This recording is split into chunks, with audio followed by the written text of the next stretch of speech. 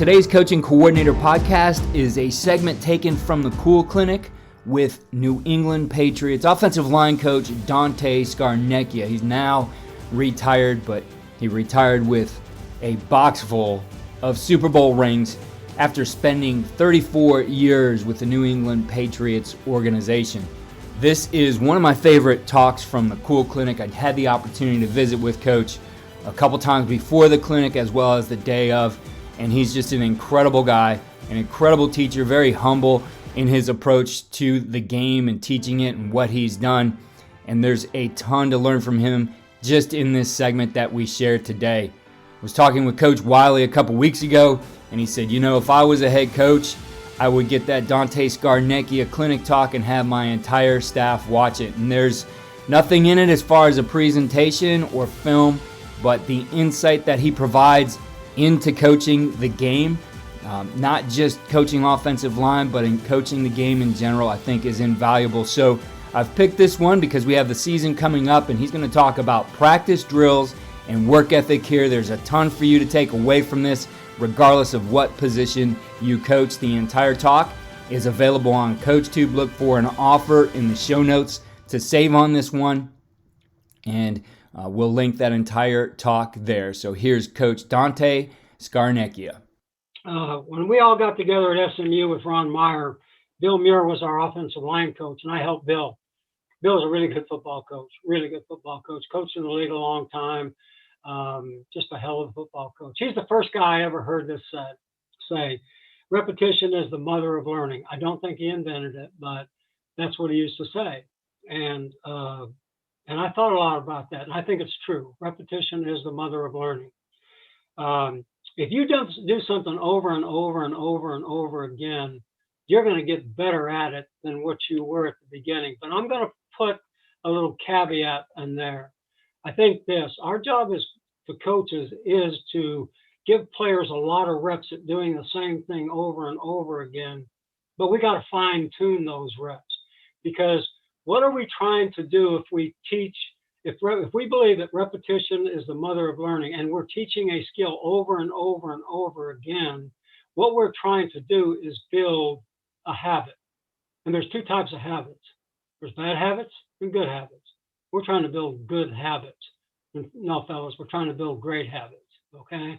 So we find, as we give them the reps, we're making our coaching points. We're trying to improve at their skills, and we're trying to get them to a point that whatever they do, they can do it as well as they possibly can do it, because we've coached them to fine-tune the habits that they have and fine-tune the reps that they take.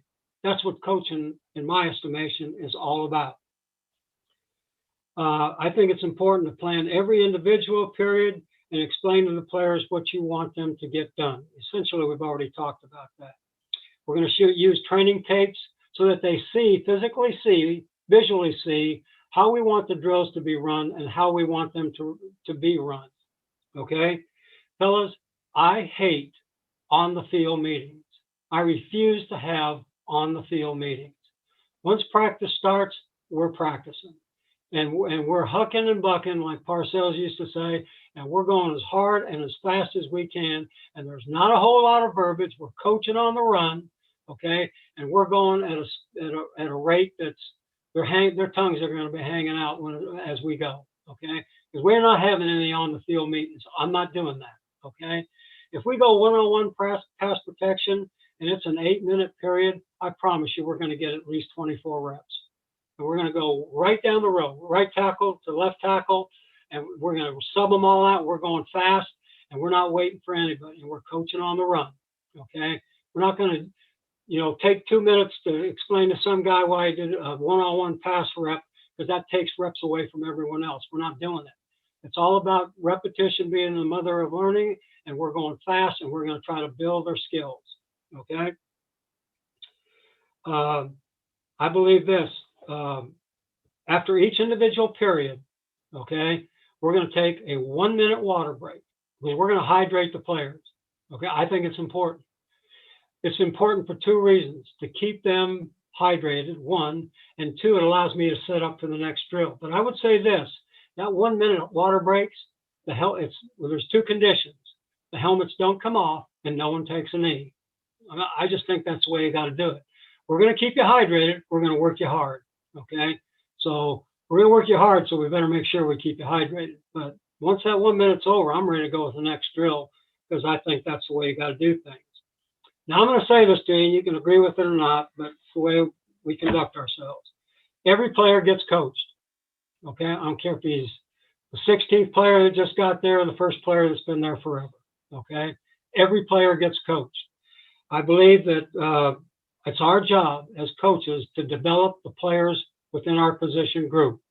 Develop every one of them, okay? This is true in the spring when you have time to do it, OTAs, mini camps, and all those things. It's true in the summer when you have training camp, okay? And I believe this. It's true in the fall when we're playing games. I know there's only going to be 7 guys that are going to the game. We may have 10 or 12. We may have 10 or 11 guys, but those other 4 guys are taking reps too. They're not taking team reps, but they're taking practice technique reps because every player is getting coached. Imagine this. If every position coach on your staff develops every player in their position, then the team, all right, can only get better. The whole team can only get better. But they can't get better if you just work the guys that are going to be playing games, or I'm going to work these guys ain't going to make the team, or these guys are going to be on the practice squad. Screw that. We're coaching everybody. We're going to develop everybody that we got in that meeting room, and we're going to develop everybody we got, all right, on the roster. And if we do that, the team will be better, right? And I'll tell you something else. You'll develop players that you never thought could ever have played for you unless you gave them the opportunity to prove it. If you don't give them the opportunity to prove it, you'll never know, okay? You won't have Steve Neal, who never played college football, starting for you for 7 years, okay? Or this guy starts in a Super Bowl, or this guy starts in a Super Bowl, and you took them off the street, you know, because they were cut by some other team. You'll never know unless you give them the opportunity, and the only way you give them the opportunity is to coach the shit out of them, okay? I think the most important players in every blocking drill are the guys holding the bags, okay? And I think it's important to let them know how you want it done. And here's the 3 things that we always tell them we want, okay? We're looking for 3 things out of the bag holders. Number 1, to hold the bag firm and against your body and give the blockers a target to hit and give them good resistance. How do you hold a bag? You know those 2 straps that are on the back of every bag? We don't use them. Fuck those 2 holes. They're useless. Because all they do is they stick them out. That's no good. So what we do is we hold the bag high with one hand, take the other hand, put it under the bag, put it into our chest, and we give them a target to hit because it looks just like their body. And that's what you hit when you're blocking somebody. You hit the other guy's body. So holding the bag is important. The other thing is we want to give the blockers an appropriate post-contact response. Okay? So if I'm holding a bag and we're working a drive reach or a drive cutoff, the most important thing that guy holding the bag that he has to do is don't get hooked. Don't get cut off. Give an appropriate post-contact response. Okay? Don't be an iron deer standing on the line where the guy hooks you and you don't move and he turns into you. That's not the way guys play defense. So we're always looking for a post-contact response that's appropriate to whatever we're trying to get done. And third, we want to make the blockers finish their blocks by resisting through the whistle, just like we want the blockers to block through the whistle. Okay? So those things are hugely important. We teach them, we train them, and fellas, usually early in the process, when we get young guys in there who don't know how to hold the bags or don't know how to give the proper response, believe me, it's ugly maybe in the first practice, but it doesn't last very long. They at some point get the point. And you know what, really, the guys that have been doing it for a long time, they get as mad as I do, okay? Because everybody's in it together and we'll only get better if everybody works together and does the same thing. Let's talk about the snap count at practice, okay? Our normal snap count with the Patriots, just like it is for a lot of guys, color number, and then set, hut. So sounds like this: green 38, green 38, hut, hut, hut. Look, I can't say that before every drill. I'm not saying that before every drill, but I want to come up with a snap count that's appropriate, that that expedites the situation at the line of scrimmage, because we want to go fast. Okay. So what we did is we came up with terms that meant a lot to us, within our system. So, we have this call. If we say Omaha, we're going on second sound. We go. If we say Alpha, we're going on second sound. We go. It's two different words that mean the same thing. If we say Orange, it's a hard third sound. We go. Go. Okay. All three of those can be snap count variations that we'll use at drills. So I'll say we're working outside zone, Omaha. We go. Okay. We also have a check designation, or a code word that tells them that we're changing something here. And so if I say we're going on Alpha, all right, and we go up to the line and they're all geeked up and ready to go, I say easy, easy, Orange. So I just changed Alpha to Orange. And now we're going on a hard third sound. Why do I do that? Okay, because the most important thing we do is everybody come off on the snap count, one, and two, that no one false starts. So to do that, we have to build discipline within the group by varying the snap count variations and making them understand they have to be in tune and concentrating that not only about the appropriate, the snap count that we're using, but it may get changed. And it frequently gets changed in our system. So we're training them once again through repetitions to be flexible within the variations of our snap count that we're going to use in our system. And believe me, okay, we instill discipline and concentration in both those areas by varying the snap count. So it's helped us a great deal over the years. When I was at Iowa State, I worked with Tom Harper, and I've said this in every clinic I've ever spoken at, and it's because he taught me this. And he says, are you seeing your drills on your game tapes?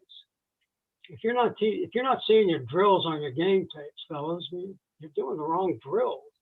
If you're doing a bunch of shit that they're not going to do in the games, why are you doing it? Okay, so we try to make all the drills that we do at practice in such a way we develop them so that they are going to be things that are going to happen during the game that we want to see in our game tapes.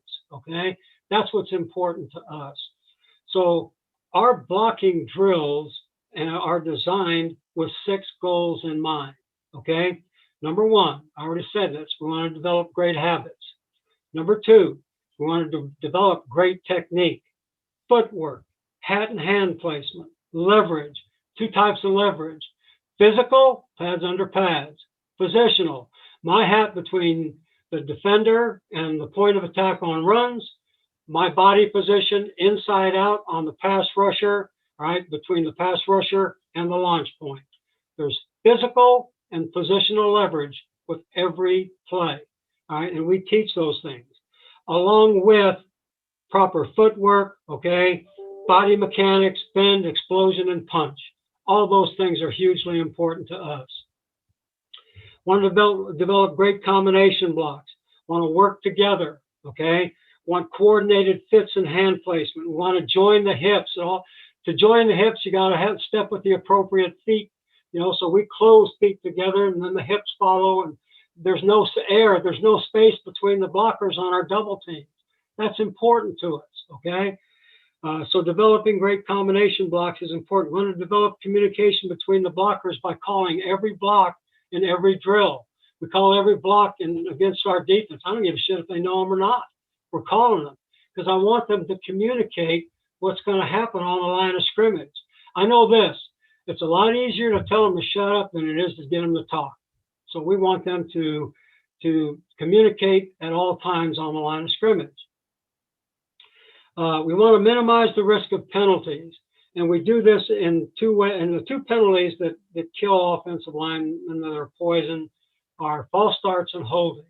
So we're looking to see if the hands are inside, and we're making sure that everybody comes off at the appropriate snap count. In our place, fellas, if you false start, you just keep going. You're going around both goalposts, and we ain't waiting for you. Okay? And it's true. If a defender encroaches, take off. And it's not personal. It's just the way things are done. Okay? And then the final thing of the 6 is we want to develop conditioning and endurance, okay, for all our players by the way we practice. We practice hard. We practice fast.